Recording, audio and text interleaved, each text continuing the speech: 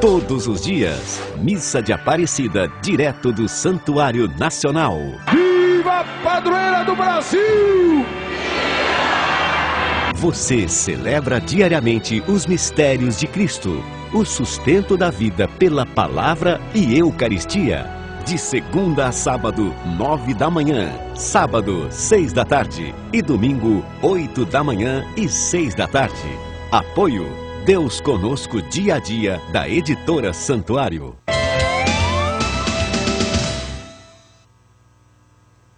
Debate Eleições 2010, retransmitido pelas redes de rádio e televisão de inspiração católicas. Entre elas, gostaria de citar a Rede Vida de Televisão, que está gerando o sinal, que democraticamente está aberto a todas as emissoras do país, a Rede Aparecida, TV Terceiro Milênio, de Maringá, Paraná, TV Século XXI, TV Horizonte, de Belo Horizonte, TV Imaculada Conceição, de Mato Grosso, TV Canção Nova, TV Nazaré, de Belém do Pará, e as emissoras de rádio de inspiração católica, Rede Católica de Rádio, com mais de uma centena de rádios, e a Rádio Difusora de Goiânia.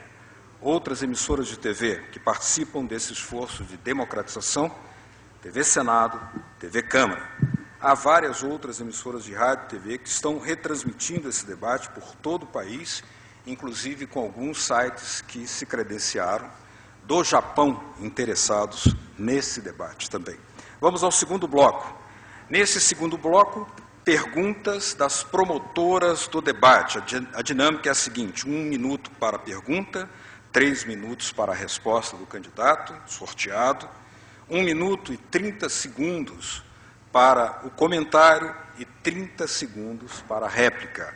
A palavra está com o presidente da ABRUC, Associação Brasileira de Universidades Comunitárias do Brasil, Vilmar Tomé, que tem 1 minuto para fazer a sua pergunta ao candidato José Serra.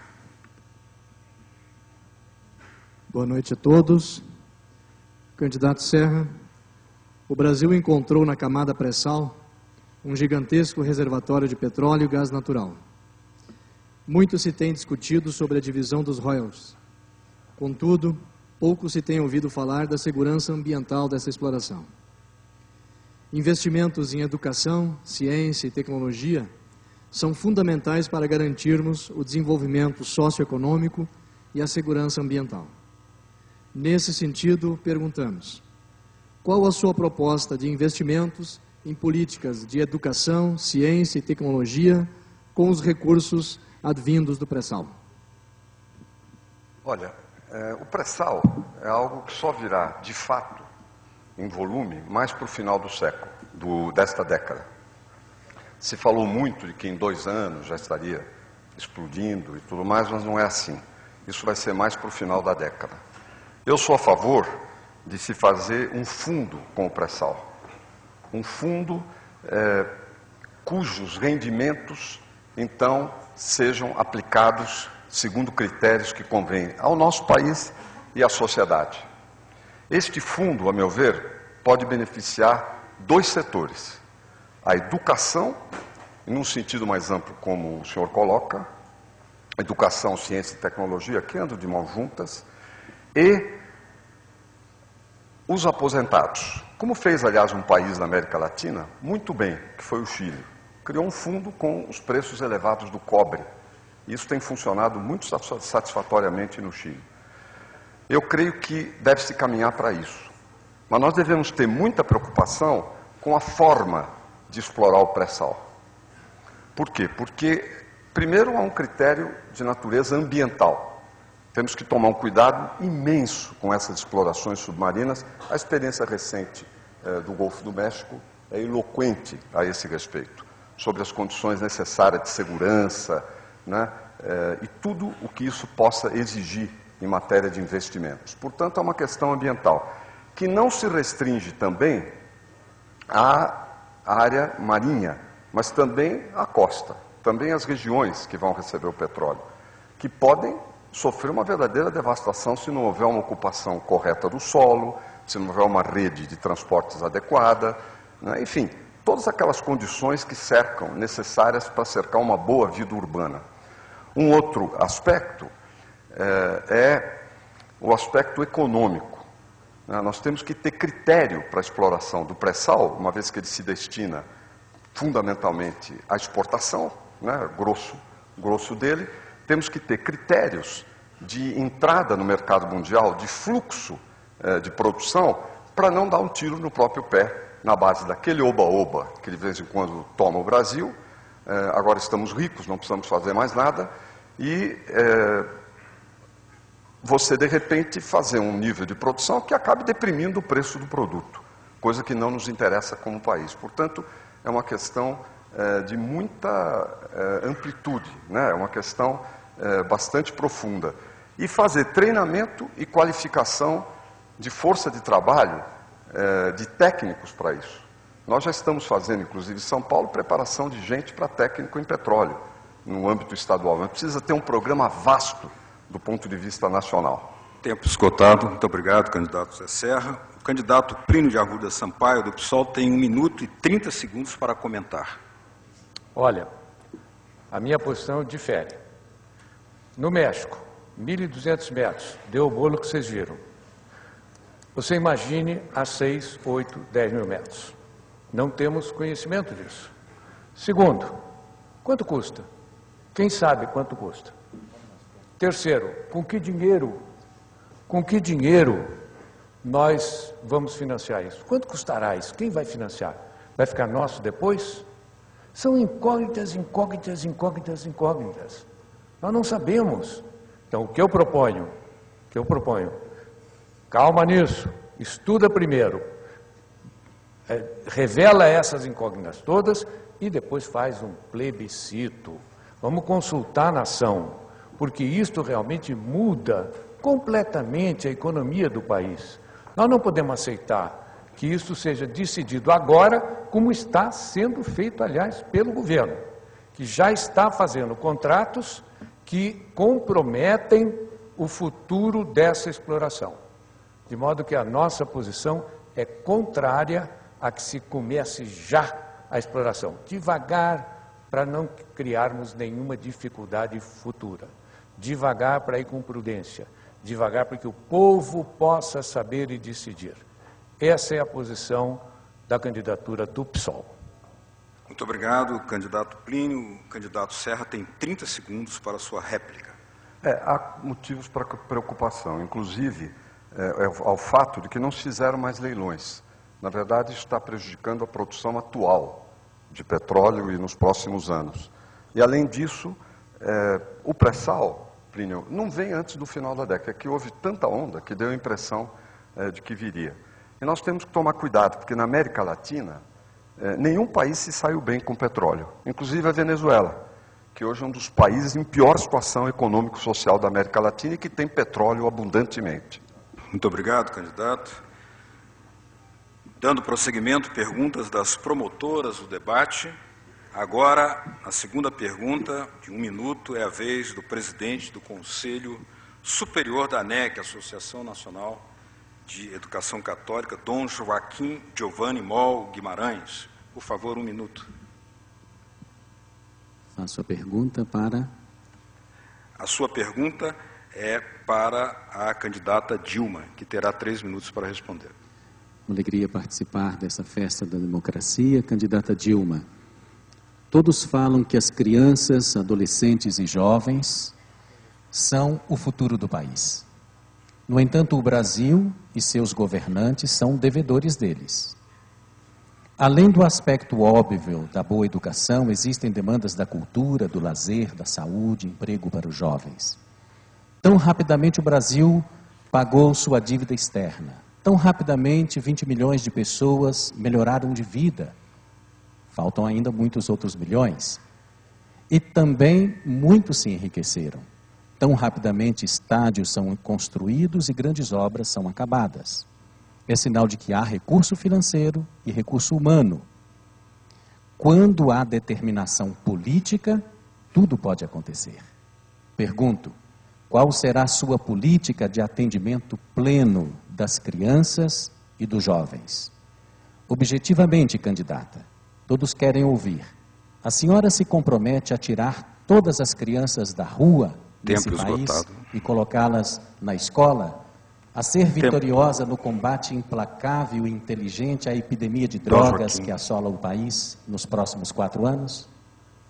Obrigado, Dom Joaquim. A candidata Dilma tem 3 minutos para a resposta e o candidato Serra comentará em 1 minuto e 30 segundos, com réplica de 30 segundos para a candidata Dilma. Por favor, candidata Dilma, 3 minutos. Eu agradeço a pergunta pela oportunidade que ela me dá. Eu acredito que um país sempre vai ser julgado pelo que faz pelas suas crianças e pelos seus jovens. Eu tenho certeza que o fato da gente ter reduzido a miséria no Brasil, ter tirado 28 milhões de pessoas da miséria, porque esse é o número agora, são 28 milhões que nós tiramos da miséria e 36 milhões que nós elevamos à classe média, contribuiu bastante para que as famílias tivessem condição de proteger seus filhos. Mas eu concordo com você, há muito que fazer nessa área. Por isso, eu me comprometo com várias coisas. Acredito que a gente tem de dar um tratamento integral à criança e à mulher grávida. Isso também é proteção à criança.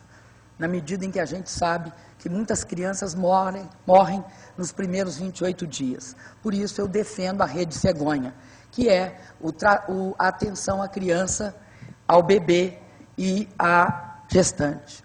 Defendo também a criação de 6 mil creches. Por quê? Não só porque as mulheres têm de trabalhar e têm de ter onde deixar seus filhos.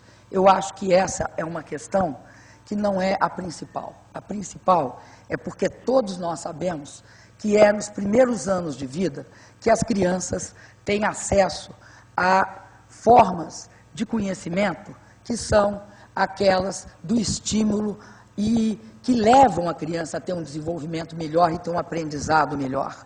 Então, entre 0 e 3, 0 a 4 anos, a cobertura no Brasil de creches é muito baixa. É 18% só. O filho do trabalhador tem uma diferença em relação ao filho da classe média alta e dos mais ricos, porque os estímulos pedagógicos são maiores, porque a alimentação é melhor, porque todo o acesso a bens culturais é maior. Então, uma creche, que não é o prédio, a qualidade do atendimento que você presta à criança é crucial. De outro lado, eu me comprometo também com uma questão muito importante, radical trabalho infantil. Mas não é só isso. Eu acho que o Brasil teve um processo de deterioração da família. E aí, tomou conta do Brasil o crime organizado, porque também o Estado saiu das periferias das grandes cidades. Combater hoje o crack, para mim, é uma das questões fundamentais, porque tem uma parte da nossa juventude e das nossas crianças que são presas fáceis. E aí, é apoio para a criança e para o jovem não ir para o crack. É prevenção para explicar por que não pode ir. É tratamento especializado em clínicas especializadas, em comunidades terapêuticas, que inclusive as igrejas bancam, e na autoridade na repressão. Obrigado, candidata. O candidato José Serra tem 1 minuto e 30 segundos para seu comentário. Olha, eu gostaria de tocar em 3 pontos, dada a menor extensão do tempo. Primeiro, em relação à criança pequena, na idade pré-escolar, é fundamental investir nessa criança, inclusive na alimentação. Eu, quando ministro da Saúde, fiz o Bolsa Alimentação, que foi uma das origens do Bolsa Família, que depois a incluiu, inclusive na lei. Segundo, o trabalho que nós desenvolvemos com a Pastoral da Criança, que foi extraordinário do ponto de vista dos resultados, inclusive, de diminuição da mortalidade infantil, do direito à vida das crianças. E o Programa de Saúde da Família, que foi praticamente implantado na nossa gestão. Não foi inventado, mas foi praticamente implantado, porque foi aí que nós aumentamos o número de equipes 10 vezes. Isto representou a possibilidade de mais saúde para as crianças, inclusive assistência familiar, no caso do trabalho junto com a pastoral. Agora, há outras 2 dimensões que eu queria me referir para os jovens e que tem a ver muito com a vida deles hoje em dia, que é a questão da droga e do crack. Na prática, no Brasil, não se fez nada. As iniciativas foram das comunidades terapêuticas. Pode perguntar para o Frei Hans, lá em Guaratinguetá, se alguma vez recebeu ajuda federal. Nada. É a melhor comunidade terapêutica existente. E aí tem que combater também o contrabando de drogas. Tempo esgotado, candidato. Muito obrigado. 30 segundos para a candidata Dilma fazer a sua réplica. Eu acredito que o Brasil, nesse processo, antes do governo Lula, de exclusão social, de desigualdade e desemprego, comprometeu uma questão fundamental, que foi a família. E a família é o elemento básico, para além do Estado, para haver, de fato, uma proteção à criança e ao jovem.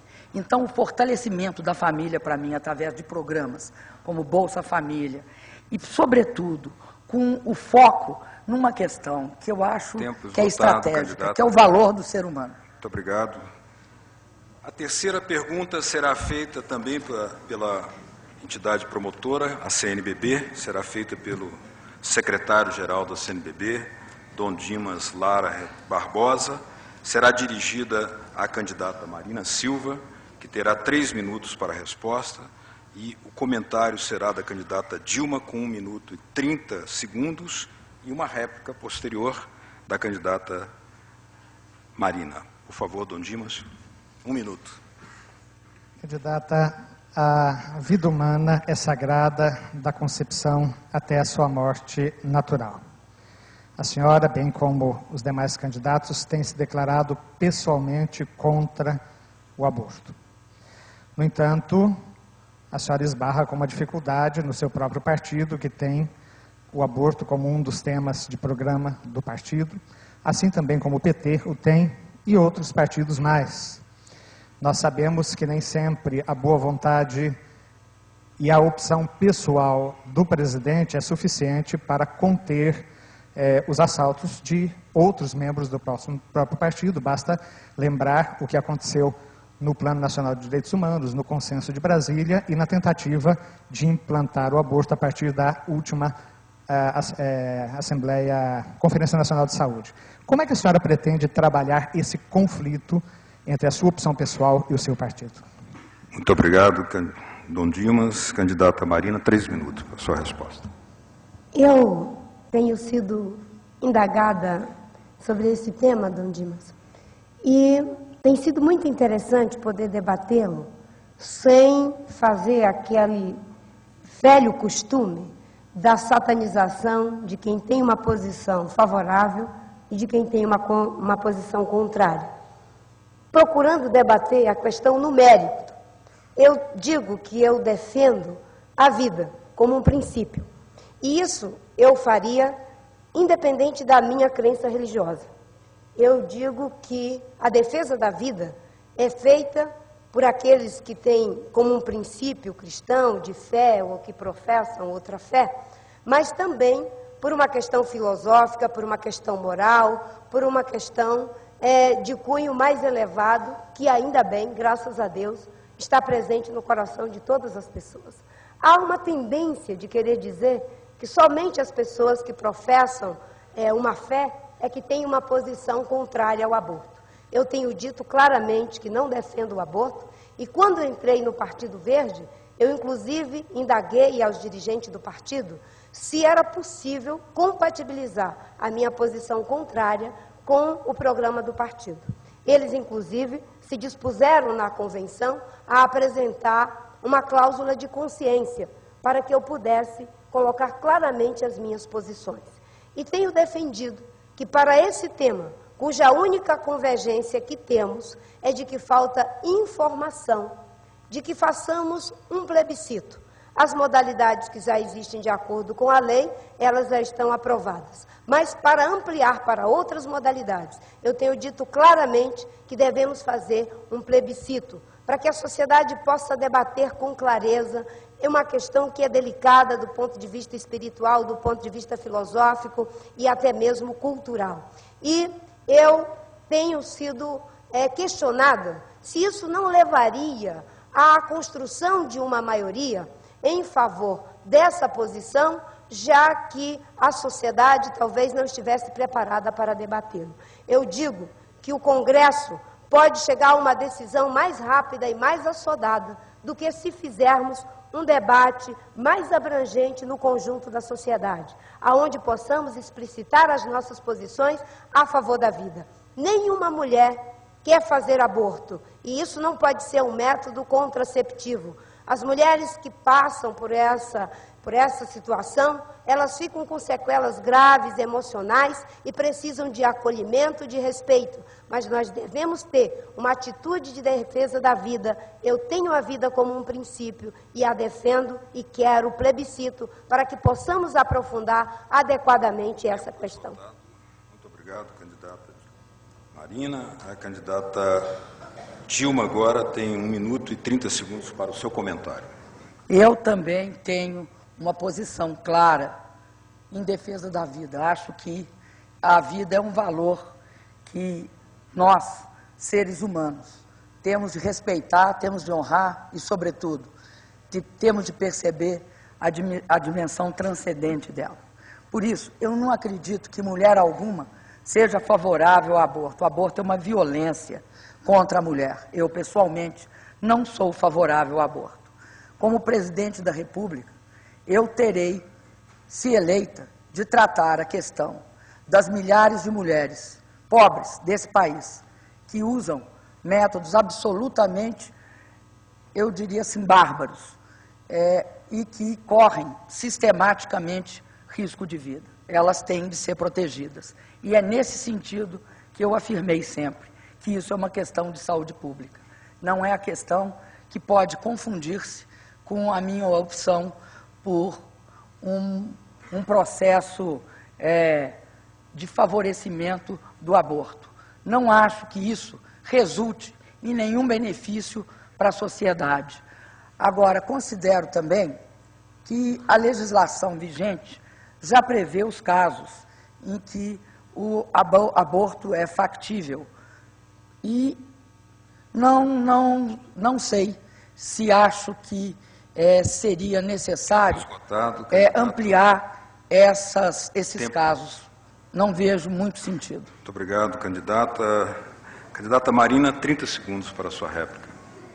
Eu tenho feito esse debate, como eu disse, procurando aprofundar a questão no princípio da defesa da vida. E tenho pago um preço por isso. Mas eu optei pelo caminho de ser transparente, de não fazer um discurso de conveniência, porque eu defendo a ética dos valores. Não vou fazer um discurso em uma circunstância e em outra circunstância um outro discurso. Quero que possamos aprofundar essa questão, tendo a vida como um valor. Muito obrigado. Passaremos agora à quarta pergunta desse segundo bloco das promotoras do debate. Com a palavra, o reitor da Universidade Católica de Brasília, padre José Romualdo de Gasperi. 1 minuto para a sua pergunta, que será dirigida ao candidato Plínio, que terá 3 minutos para a resposta, comentada pela candidata Marina e a réplica do candidato Plínio. 1 minuto, professor. Muito boa noite a todos e a todas. Candidato Plínio, o nosso país, nos últimos 20 anos, deu passos econômica e socialmente significativos. Contrariamente, a educação andou a passos lentos e, dessa forma, não conseguirá atingir as metas nacional e internacionalmente postas, mesmo a despeito de um reúne e de uma possível ampliação e das outras medidas também tomadas. Do outro lado, da forma como o sistema educacional do país está posto, as famílias brasileiras mais pobres não têm liberdade de escolher o modelo e filosofia de educação que desejam para seus filhos. 2, os jovens desse país sofrem uma cruel injustiça, pois além de... Só conclua o pensamento, conclua a frase. Além de arcarem com suas próprias mensalidades, são obrigados, via imposto de renda, subsidiarem seus colegas das estatais, na maioria das vezes, e em muitíssima melhor situação financeira. 3, as vagas nacionais, somadas às IES comerciais, confessionais e comunitárias, totalizam 2.641.099 vagas, que não serão totalmente preenchidas pois faltam à população mais pobre recursos pessoais para pagar instituições sem fins lucrativos ou não. O custo aluno de uma universidade estatal... O senhor pode ir direto à pergunta? Vá direto à pergunta que já... Diante disso tudo, não diz a boa razão e a inteligência nacional ser honesto, imprescindível, que em nome da democracia, da equidade, da injustiça cruel contra os jovens, da boa economia a menor com os gastos públicos, que, se pudesse ampliar ou reúne, aproveitando as vagas de todos os segmentos das instituições do país? Candidato Plínio tem 3 minutos para responder a pergunta. Professor, eu acho que aqui nós temos uma concordância, que é a seguinte: no programa do PSOL, a educação é pública, a educação é inteiramente financiada pelo Estado, e ela supõe escolas do Estado e escolas comunitárias, públicas, desde que elas não cobrem para os seus alunos, desde que os seus professores sejam pagos pelo Estado e desde que ela aceite 2 condições. Primeiro, ela será desapropriada. Aqui será desapropriada. Segundo, ela não pode discriminar nenhum aluno que queira entrar. E terceiro, ela não pode exigir que o aluno siga os seus valores, que ele se comporte de acordo com os seus valores, que ele assista às aulas de religião, coisa por aí. Se topar isso, é uma escola comunitária pública, recebe dinheiro público e fica de qualidade, porque senão a injustiça é a seguinte: aos 7 anos de idade, você hoje, com essa escola pública sucateada pelos governos aí dessa turma, se você vai nessa escola, você vai ter um emprego ruim e você não entra na faculdade. E se você for na outra escola, você vai ter uma vida excelente, vai ter grandes coisas e vai para a universidade. Isso está errado e precisa corrigir da raiz. Igualdade. Segundo, liberdade. Então, não pode ser uma escola só estatal. No minuto que me falta, não gosto do Reúne. O Reúne é um complô feito pelo Banco Mundial, para estender, e falo isso para os meninos que estão lá atrás, estender o curso universitário para ter um profissional médio que trabalhará nos projetos globais sob o comando de um profissional de Harvard, de outro. Nós não podemos aceitar o abastardamento da nossa universidade. Não podemos aceitar isso. Nós temos que meter dinheiro na universidade. Nós temos que fazer 10% do PIB na universidade. O Fernando Henrique vetou e o Lula malandramente escondeu dentro de uma porção de projeto lá e passou. E não foi. Entendeu? A Dilma até pode explicar isso aqui. Então, eu acho o seguinte: temos que exigir 10% para a educação, temos que ter universidade, e não fábrica de profissional adaptado à globalização. Nada disso.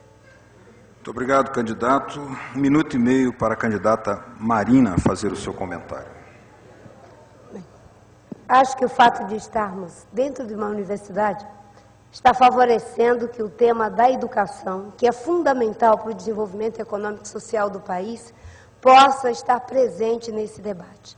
Eu tenho a convicção de que é perfeitamente possível um modelo de coexistência entre as universidades públicas e as universidades privadas, entre o ensino público e o ensino privado. Eu mesma fui beneficiária quando estudei no Instituto Imaculada Conceição, graças ao acolhimento que recebi do Instituto Imaculada Conceição, hoje eu posso estar aqui para dizer que é perfeitamente possível um ensino comprometido com a educação para que os nossos jovens, as nossas crianças, os nossos adolescentes tenham igualdade de oportunidade. É claro que temos que priorizar o ensino público, inclusive olhar para as universidades, buscando fazer com que elas, as universidades públicas, que têm o melhor ensino e que são acessados por aqueles que têm acesso ao ensino particular, possa estabelecer um retorno para a sociedade. E eu posso observar que as universidades católicas já são pioneiras nesse retorno, mesmo sendo instituições de interesse público, mas que são privadas. Muito obrigado, candidata Marina. Muito obrigado, padre Romualdo. Nós vamos fazer um novo intervalo aqui nesse debate.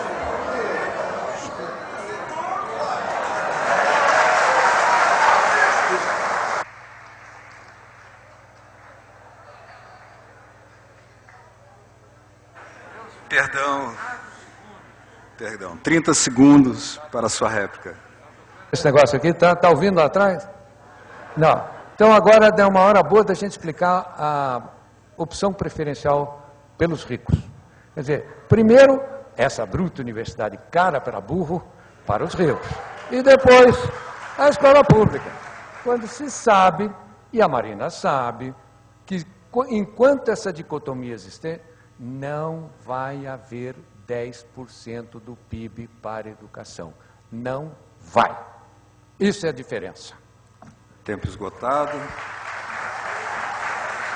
Nós vamos fazer então agora um novo intervalo de 3 minutos para passar ao terceiro bloco. Debate Eleições 2010, candidatos à presidência. Até já. Desculpa.